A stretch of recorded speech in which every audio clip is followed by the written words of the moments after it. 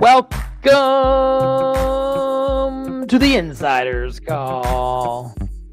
It's that time again for our KW Brevard. I feel a little bit loud. Am I loud? I got excited. The introduction. Okay. I feel You're fine. good. Better loud than soft. Well, thank you for joining us. If you are live, let us know where you're from. What are you doing right now as you watch this live stream? Are you sitting at home, drinking some coffee, looking at the birds? Are you on your way to a showing or listing presentation? Maybe you've got the kids and you're trying to juggle summer camp with life in between everything happening. Let us know where you're at. Drop it in the comment there. We'd love to know who you are, where you're at. First-time caller, long-time listener. It can't be that long time. It's our second show. Welcome back for the second Insider Call. This is the second Tuesday of the month. And you can join us every second Tuesday of the month at 11 o'clock to go live. I'm Rick Bosley. I'm your managing partner for the Keller Williams Brevard and Space Coast offices. And it's a pleasure to be here with our leadership team. And as always, a guest. So, Miss Meaghan and Dora, give us a quick introduction. Welcome to the show. Welcome back to our show. And thanks for being on. Meaghan, who are you? I am the team leader over here at Keller Williams Space Coast, and I'm super excited to be here. Fantastic. Happy to have you. Do me a favor, Meaghan. I see too much of your black wall, so I need your chair taller or I need your camera shorter. I want your eyes on there you go. Now we've got some good spatial visualization. I like it. Way to go. We're getting professional here. This is good stuff. All right, Miss Dora, what do you got? I'm Dora Cherico. I am the team leader for Keller Williams Brevard. Welcome, everybody. Welcome, welcome. And we do have a special guest on here, Miss Julie B. Jones. Yay, Julie. Live on the call. So, Julie, you're going to be our guest here as our agent perspective. And also, we want to share what an amazing job you did running the charity kickball tournament. We'll get to that later in the call, so don't do that. But give us kind of a quick intel or insight of who are you. Give us your 30-second Reader's Digest version of you as a professional. Okay, I was born and raised in Merritt Island. Been here my whole life, been in real estate for 11 plus years. My first career, I was a special education teacher. Then I raised my family, and when it was time to go back to work, I got into real estate. And I've been with Keller Williams not even a year yet. So I'm a newbie to KW. Not even a year. And we talked about that because I pulled up some of your stats a little bit, and I'm gonna pull up where they are. So not even a year yet. Last year, as you transitioned over, it ended up being your best couple of quarters that you've had in your career. You've been doing real estate since 2016. Kind of had your best year in 2022, and then also last year. And this year to date, you've already surpassed what you did in 23 and 24, and you're likely going to surpass what you did last year. Does that all of those numbers sound accurate? That's just from the data I'm pulling. Does that sound accurate? It does. So what do you think has been the difference maker for you? And yes, we can say Keller Williams, which does have to do with culture, education, and everything else out there. And you are still the person who's in this seat. So if you were to just give yourself that pat in the back right now, what pat in the back would you be deserving? I would say mindset shift, which obviously your mindset is a product of your environment, I believe, and people that are pouring into you. But I definitely would say my mindset is the biggest shift that I've had in the last year. Awesome. Very cool. Yeah. And you're on the ALC, the Associate Leadership Council. We do have our first comments on there. Our special guest last month is Amy, and she's at a house at a roof inspection. Not on the roof herself, I hope, just at the house while someone else is on the roof. Well, let's get into it. Today, we're going to talk some insider information, looking at the data that we pull right from the MLS, and what does it mean to us as real estate agents? What does it mean to our consumers and our buyers and our sellers and our landlords and our renters? We're going to talk to Julie about the charity and the Red Day event that you guys had and what it means to you and what it means to be a part of that organization and everything else out there. And then a quick tech tip, because I think it's fun and I think tech is around us everywhere. So we'll share some tech tips. So ladies, as I talk, I would like for you to just cut me off or jump in or ask a question. I wrote the script. We're not going to follow the script. We're just going to talk about what we see on the slides. Is that fair? That's fair. So just shush me when you want to shush me. Actually, Candace just shushed me. Candace Rayburn, I'm at my other job. Shh. Candace, I'm not going to be shushed. You can't contain me. So you'll have to just figure out how to watch this another time. All right, here we go. Let's do the insider's call. Julie, we already talked about you. We did. We were ahead of it. You did organize the Red Day kickball tournament fundraiser. So we're going to get into that. But let's talk about the Brevard snapshot. So here's some data. And what we did to pull this data was went straight to Space Coast Flex, and I pulled up SCAR transactions specifically for Brevard County. And so we pulled out Brevard County SCAR. We do have residential income, some commercial, and some land. So it's a full spectrum on there. But here's our current inventory. So I want to share with you. Oh, she just told me, no, you, don't you shush me.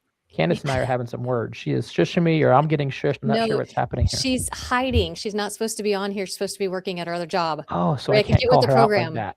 Right. I Shh. so Don't call her out. Can't tell her the work. She's here. she's not here. I don't know what you're talking. Okay, enough. After you said her first and last name for the whole public. It's fine. She posted it. All right, total active residential listings, 3,700. You guys have been here a minute. As you look at that number, is that a high number, a low number? Does that feel like a normal market for you? So I'll go to Julie and Meaghan here. When you see these numbers here, specifically 3,700 listings, tell me about what that tells you about the market. I think that feels very normal to me. That was the majority of my real estate career prior to COVID. Like that feels like a really normal market to me. Okay. So we're not it's not in abundance and it's not scarce. It's right there and a very balanced. Meaghan, what'd you say? It seems kind of normal to me as well. What really jumps out to me on the page is just the days on market for Brevard County being at 39 days. Why does it really jump out? Just that we're closing pretty quickly here in Brevard County. Yeah. And for others of you guys who are listening, that is not active to close, that's active to contract. And then you probably add another 30 to 40 days. So it's probably closer to 75 to 80 days of active to closed. So when we look at the days on market, that's until they go under contract. So you feel that's pretty quick for you. I have some interesting stats on that later, Meaghan. It's going to be fun to share. Price point, you can see median price point to close is 365, which means the median list price is right there at 380. The months of supply is one of my favorite things to look at as I speculate or think about what's happening in the market. And this is the musical chairs. Month supply is if we stop taking listings and the current demand sold the current 3,700 listings, it would take us about 4 months to sell it all. And so that 4 month supply, and we look at that as that approaching balanced market, slightly favoring a seller's market, right? A kind of 4.5 to 5.5 is that pure balanced. We're going to look at that later with price points. But as you're looking at what does this mean for where's the market heading, this tells me the market is slowly still increasing. It is not rapidly increasing, and it is definitely not decreasing. So the median price point we should expect to go up. Dora and I were talking historical average, Dora, what was it? About 1% a quarter. Yeah. So I'd say expect that here as well. 4% for the year, 1% a quarter. So next quarter, we're going to might be at 370 median price point. That comes into play a little bit later. Okay. So as I was pulling the data, we pulled all of it, and Claude pulled a very interesting stat. And it said, when we look at our transactions from SCAR, Space Coast Association of Realtors, specifically inside Brevard County versus those outside of Brevard County, because we can list a house in other counties, and we still have access to it, and we can still just see different things. And my team operates out of Oviedo, and we have Space Coast Association, and we have Orlando Regionals, and we'll do both sometimes. What was interesting is exactly what you touched on, Meaghan, that outside of Brevard County in SCAR is 78 days. Inside Brevard County is 39. And is Brevard County a hot county right now? Is it attracting people, or why is it attracting people, or is the demand higher? Is it because Space Coast is predominantly Brevard, therefore marketing needs to be in your own backyard? Julie, you're nodding your head a little bit. Tell me just kind of what's your blink test on this. I think so. I think it's super desirable. I think there's a lot of growth with all of the industry that we have here, and I think people are moving here because of it. Yeah. Where are you finding is a lot of relocation, or where's your majority of people moving from? Out of state, out of county? Are they going from? I would Orlando say to out of each side? state. I would say out of state. I've met a lot of buyers, especially at open houses recently, coming from like Maryland, New York, New Jersey. They had a super hard winter this year. They're over it and looking to retire and coming down here. In addition to obviously people coming for job relocations. Yeah. What is the job? Obviously, we have SpaceX here and a lot of military. Blue Origin, Northrop Grumman, Yeah. NASA. The port is growing. Port Canaveral is growing. I think there's a lot of different industry from Melbourne up to Titusville.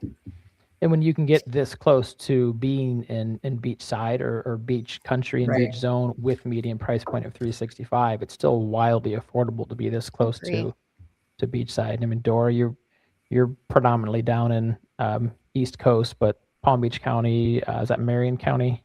No, I was in Palm Beach County, and then now I'm in St. Lucie County. Okay. What's your price point down there? Curious. I don't look at the St. Lucie County stats, but for my area that I'm in, which is the Fort Pierce area, I think the average close price is probably similar to this. Okay. Pretty close there. Yeah. I haven't done it in a while, but yeah, it's probably pretty close. And when I look at, I mean, it's higher over in Orlando. I don't know why. I'd much rather be beachside than inland, but don't listen, my Orlando people. Well, it's interesting to me because if you look at this price point, like in Fort Pierce, we don't have the companies that you guys have here in Brevard County. So I'd almost think it would be a little bit higher just based on the type of jobs that are here. Like you're talking about a ton of engineering jobs, right? So those individuals typically make more money, where in Fort Pierce, there's just not that kind of industry. So that's interesting to me. Yeah, great perspective. And Rachel and Countdown Title also agree with Julie. A lot of Northerners had a rough winter, and what Rachel's hearing is they are sick of it, sick of this weather. Give me some nice Florida weather here. Thanks for joining that chat there. Okay, let's move on to the market velocity by price point. Now, when you look at price point here, you can say under 300,000. Under is 3.5 months. So we talked about that already. Of that 4.5 becomes balanced, and this is a little more of the seller's market. 3.9 was the average, and this creeps up. And the more expensive it gets, the broader the inventory gets, which says it's going to be a little bit longer days on market, and it's not going to be growing as fast. Julie, when you look at inventory out there and you see you have a buyer at 350 or you have a buyer at 850, how do you set the expectations different for them? I definitely think for the 350 buyer, they're going to have more competition from other buyers. I mean, affordability is huge here. So I definitely see that in that price point.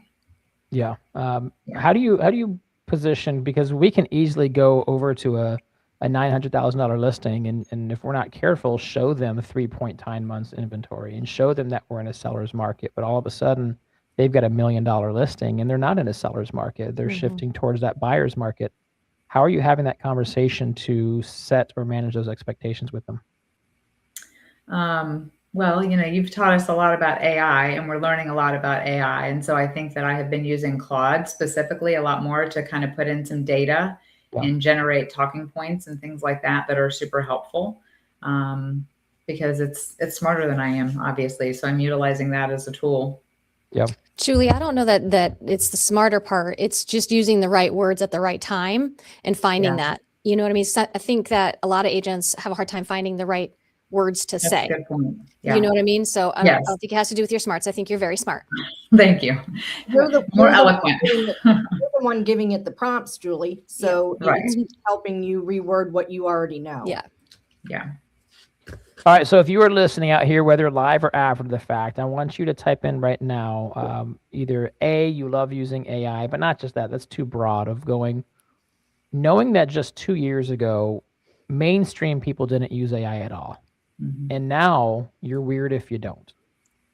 I want to know where is it, if it went away, if the government came down and said, Skynet's not going to happen. I've already seen that movie. We're not going to watch it again. And they just shut it all down. What would you miss? Where has it become a part of your everyday business?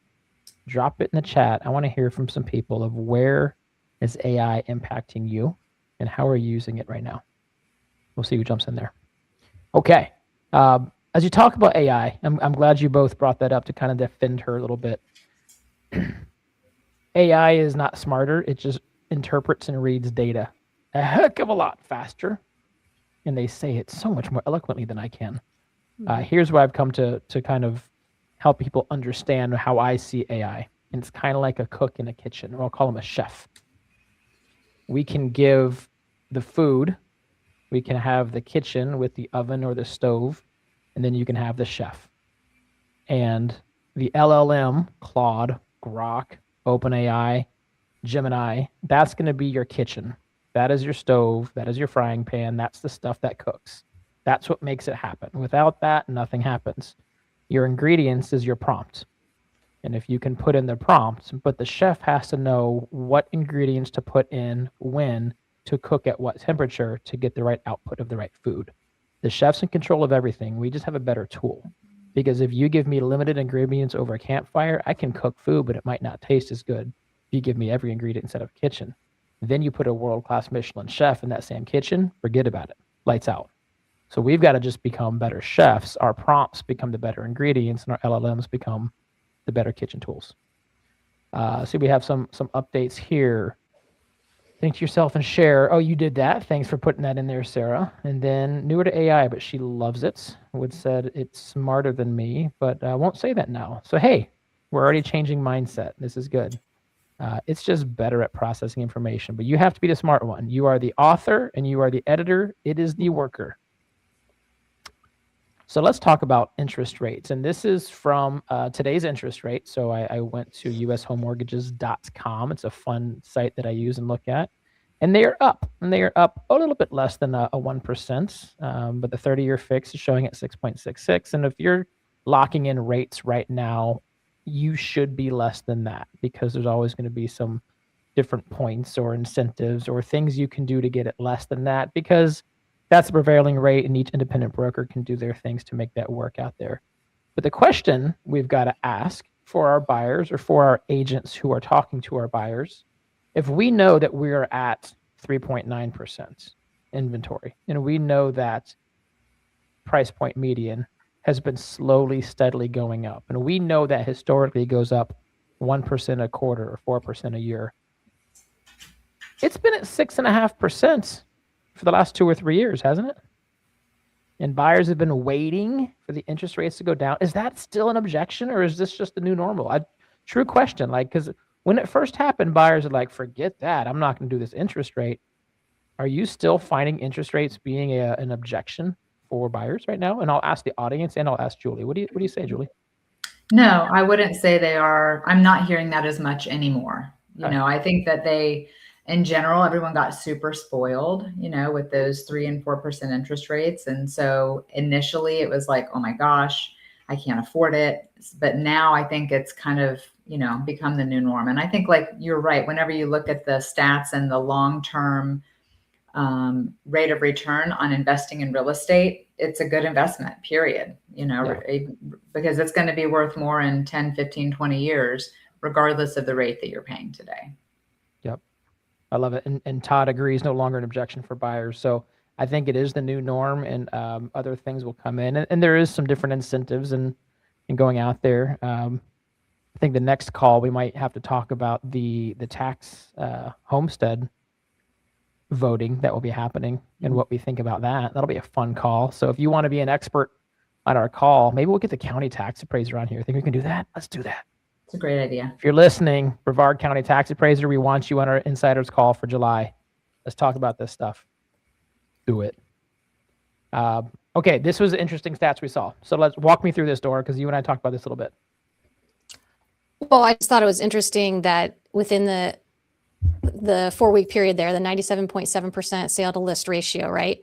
My question to you is so explaining this 31.4% sold at or above list price.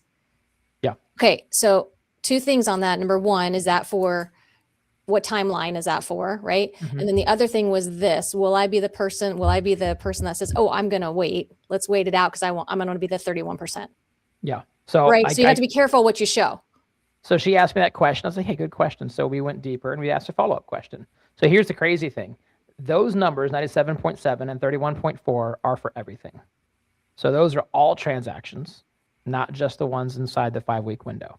So there are Okay. two different things we're looking at. One is total, and then one is the median price point or the median timeline. Now, what I asked is go ahead and show me every property that closed under 39 days versus over 39 days. You ready for these numbers? Okay. It's almost split evenly. So 492 homes sold or got under contract less than 39 days, 484 over. So we're going to call that essentially a 50-50 split. The ones that went under 39 days had a list to sales price of 98%. Over 39 days, 92.2%. So about a 6% variance by over under. Now, what that probably means is the ones who did under 39 days, they just priced it right from the beginning versus other people needed price reductions. I'd rather take the more money though. Well, what that tells me is the money might be the same. It just took them longer to get there. I think the market's going to be what the market is. If anything, though, you're right. You're going to take more money because that's when you have leverage. Those first 10 days, sellers have leverage because of newness.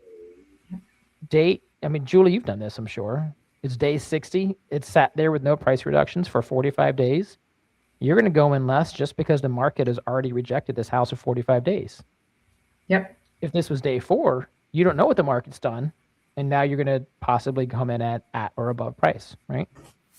Yep. So when we look at or above price, if houses are sold overall, 31% are sold at or above price. That's mind-blowing. 1 in 3 are sold at or above list price, which means kudos to these agents who are listing it correctly. Kudos to these sellers who are listing it correctly.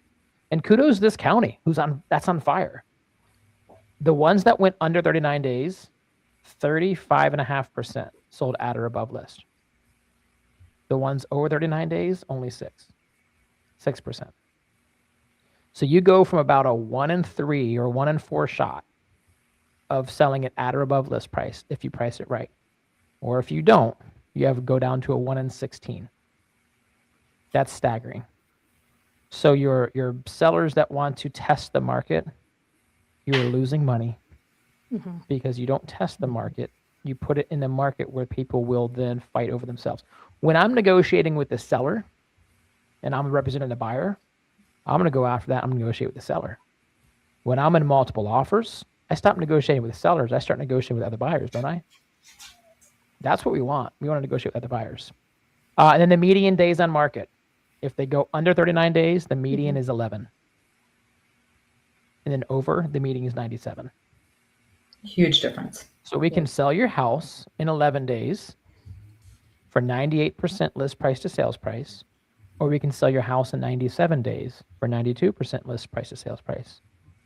Your price, Mr. and Mrs. Seller, will give us the 97 days. My price will give us the 11 days. What would you like to do? So I love this chart, and I love more specifically going, what's the difference? How do we convey this to our buyers and sellers? That's the question. And I think it's just skill set and then go hyper local. And is it 350 or is it 850 or is it 1.350, right?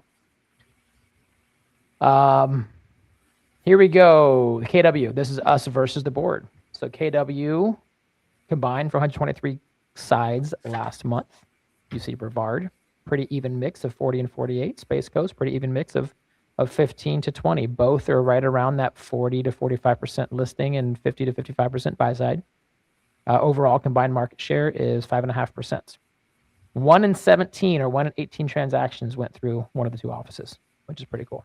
That's really cool. Our goal is that we're going to huge. keep growing that and keep aligning with great agents like Julie and onward and upward. We love doing deals with each other as well. So we had 16 double-sided transactions where one of our buyer's agents found the listing agent. We were able to do that cooperation together, and as transaction brokers, we can do that. So how do we keep it inside? Go ahead, Dora. You've got a thought? Yeah, no, it's just so funny. Like in our office, when two agents are working with each other, they are like little kids. They are so excited to be on the other end with somebody in the office. I love watching it. I hear it all the time. It's so fun. Yeah, no, I love it. Let's talk about the 3-minute CMA. We're not necessarily do the CMA. What I wanted to walk through a little bit is how we did this. But we do have some other people who shared in what they're doing with AI. So we already got Candace. Todd, leverage with systems, buyer and seller analysis for market and offers, day-to-day operations. He's got it set up where he's built agents that read his emails, add tasks to his Eisenhower matrix, which is going to give him his priority list of what's the most important and urgent. Delegating tasks via emails, writing drafts for him. So he truly has built his own virtual AI assistant, which is really awesome. So he What's and more Paulina fun? are doing some great Yeah, stuff. I was gonna say Paulina's doing some heavy hitting on the other end too, which is really fun to watch, right? Like Yeah. the two of them have dove deep into AI together, which I love. Yeah. And then Amy saved so much time for random advice, reading through documents for me, help writing great descriptions. And if it was taken away, she'd be sad. Preach. Me too. Me too.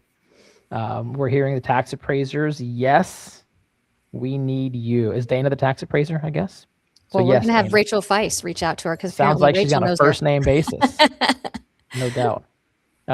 Here's what I'm gonna do. I'm gonna share with you real quick. I'm gonna share my screen, Sarah. If you could pull down the PowerPoint, and we'll just do a quick screen share. So I want to share what was done, and then put on my my scrolling thing that you see right there, Sarah. Perfect. So this is Claude, and this is the best, I think, engineer data analysis one. We're not going to go deep to it, but I have a project, and the projects are big filing cabinets, and I give projects instructions. And one of the project instructions is the Flex MLS market update. And we wrote this wonderful prompt, so it knows exactly what to do when I go to this. So it doesn't know about making chocolate chip cookies. It doesn't know about climbing Mount Kilimanjaro. If you've been on Jimmy's calls, you know that's what he always says. All this thing knows is what our expectations are of this call. And so we did the last one. Amy Lucas wins. That was the last one. And so I started this prompt, and I simply said, let me get up to it. We're doing the June episode today. Remind me what you need? Because I thought about it, but man, I've done a lot of things since last month. It says, hey, ready for June. Here's what I need. Give me active, give me median, give me days in market. We're going to talk about interest rates. Give me KDB performance. Let me know you're doing an agent interview. Drop whatever you have. I was like, yes, perfect. So I went through there, and then I went to the MLS, and I dropped, and I downloaded what closed last month, what new listings were last month, and what's currently for sale. Really ugly data, right? And we could look at this, and each of these had about 1,900 things on it. And I was like, here, dude, you deal with this. I don't want to look at it. So here you go. And that's what it gave me out all of our inventory. Then we take the inventory, and I said, let's go build a PowerPoint deck from this. The PowerPoint deck, as we go down through it, this tells me all the data. So essentially everything we just talked about was done. And it actually told me, hey, heads up, do you want to do transactions? Do you want to do sides? So this is where it's kind of like you taste the sauce. Is it too salty or is it too spicy? And you get to tweak it and make it your own. So we just had our conversation this morning, and it wasn't done. It just did it faster than I could have done it. Mm-hmm. We went through here, and then I said, give me a prompt that I can go over to Notebook LM so it can make something really nice looking. Because I don't want to go build a PowerPoint. It actually said, hey, go to Canva, Rick. You can do Canva. And my response was, you do Canva. I don't want to go build it. I want you to build it. And where'd it go? So I went to Notebook LM. Here you are. And it wrote the prompt for me. And then I was able to copy and paste it in. I went to the slide deck, and I said, make it short. And I wrote in here, here's the branding. Here's the color. Go generate me a slide deck. And it went out here and then made our slide deck for us. Then I took out the PowerPoint. Then I tweaked anything like Julie's name wasn't there. And when we see this is done, it was done probably, thought about, I'd say over 30 minutes. And that's because I was reading it and tweaking it along the way. So when we look at this, I had the question. I built up the plan. I gave it the data. It interpreted the data. I agreed with it or disagreed with it. Once I agreed with it, I said, give me a prompt to go make a great looking slide deck. Slide deck's done. I actually gave a script for everyone that we completely dismissed. We're not looking at scripts because we're authentic and real. But this was just an example of how we are using how I'm using AI every day, because a year ago, guess what I would have done? I would have taken this data and I would have put it into taken this data and I would have put it to a pivot table and I would have built my own little insert pie charts and I would have done all these things and had beautiful pie charts done. And I could have done it. And then I would have copy and pasted this over and built a slide deck, and it would have looked like a 9th grader did a project. Or I would have spent 4 hours doing it. And I love that it was done better than I could have done it in about 15 to 30 minutes. And this is the stuff we want to teach you to. AI is not taking over. It is still our thoughts. It is still our conversations. But I'll tell you what it's doing. It is making us more efficient, more professional, with more data, with more interpretation, with more insights.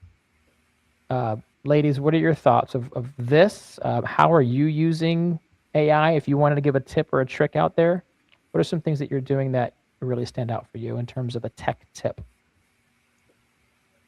So I would for say, me, sorry. go ahead. No, you go, Julie.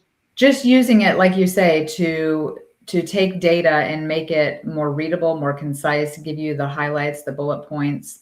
I think in the day-to-day real estate, it's really good to use for HOA docs. Like you've got 60 pages and you need to read it and you don't want to read the whole 60 pages. So you upload it and it gives you a summary. Yeah. Use it for home inspection reports. There's things that it can just help you pull out the data quicker and like right now, getting insurance quotes for a buyer. You have 4 insurance quotes. Well, let's put them side to side on a table and see what are your deductibles, what's your premium, what's your coverage, all of that stuff. So it's been a really great tool. Yeah. Analyzing, interpreting the stuff that we kind of generalized in the past. Yes. Or summarize. What about you, Meaghan? Yeah, just the same stuff. I love that I can drop anything in and it can analyze it and extract the information a lot quicker than I can do it myself. Yeah. And I love that depending on what comes back to me, I can ask it questions or give it other information to embellish what my thoughts are, and it can totally rewrite everything based on what I tell it. So it's just giving me time in my life back, time in my day, time with my family, because it would take me 4 times as long to do what it's doing for me. And sometimes it feels like it's not. And I've seen people do this, that to do the proper setup takes time. Like that prompt I gave with the instruction took a lot of time to set it up. But when you take time to set it up once, then every call moving forward is done. So if you feel like if you take shortcuts at the beginning, then you get shortcuts at the finished product. It's like you're microwaving your chicken. You're not doing it like a chef. And so let's do the prep work up front, and then the product on the end is great. All right, Dora, what about you? Well, just that whole comment is exactly how you should run your database too. No matter what CRM you're in, take the time up front to do it, and it will be easy for you in the end. I do mine for systems. I do a lot of systems, and then I talk to it on because I have an hour drive to and from work. And so I'm able to just have a conversation with it, unless I'm talking to Meaghan on the ride home. And then I'll go to Claude and we're just talking, right? And I'm building out whatever I'm going to build out. So yeah. What I heard there was do it right or do it twice. Mm-hmm. And then we can double look again. Well, we are a little bit over our comments, but much better than last time. I didn't have to get the curtain call, and you can just give me a flashing light, Sarah, if I ever hit that curtain call there. We do want to ask you guys, because we do masterminds at our team rally the 3rd Tuesday and the 3rd Thursday of the month. We do our team rally. So next week, over the next 7 to 9 days, we'll be coming back there, and we want to tell you what you're going to be talking about. So give us a vote right now. If you could only vote for one of these things, or maybe there's a 5th or 6th thing that's not on here, put it in the comment. What should we mastermind at next week's team rally? Should we go database growth and sphere of influence? And how do we get referrals from our sphere of influence? Should we talk about more AI tools and how we can utilize and maybe even workshop and build some really cool stuff through AI? Lead genning with our existing relationships. I could see kind of that being a sphere engagement. So maybe those are close there, or maybe it's our vendor relationships or our vendor partners, business to business. And I'd say knowing your one thing, if we could box that out, it would be looking at your daily routine, your habits, your priorities to win the day, win the week. Because to me, your one thing is just going to be in the moment. What's the most important thing we do today to create the best business and the best life and the best finances for us? So go. Thank you for putting it in, Todd. I need you to actually click on it. It should be a real vote. So he is voting for database growth. So if you agree, join him. If you disagree, you better vote so something else goes on there. So we will see you next week for our live mastermind awards recognitions for the team rallies. And like always, we'll see you on the second Tuesday of every month at 11 o'clock for the Insiders Call. If you'd like to be a guest speaker on here, let us know. And then we will reach out to Dana and see if we can get some perspective from Dana of what all of this homestead should be so we can start educating our buyers and sellers right from the tax appraiser's mouth. Thanks for joining, everyone. Have a great day. Thank you, ladies. Bye, everybody. Thank you. Bye.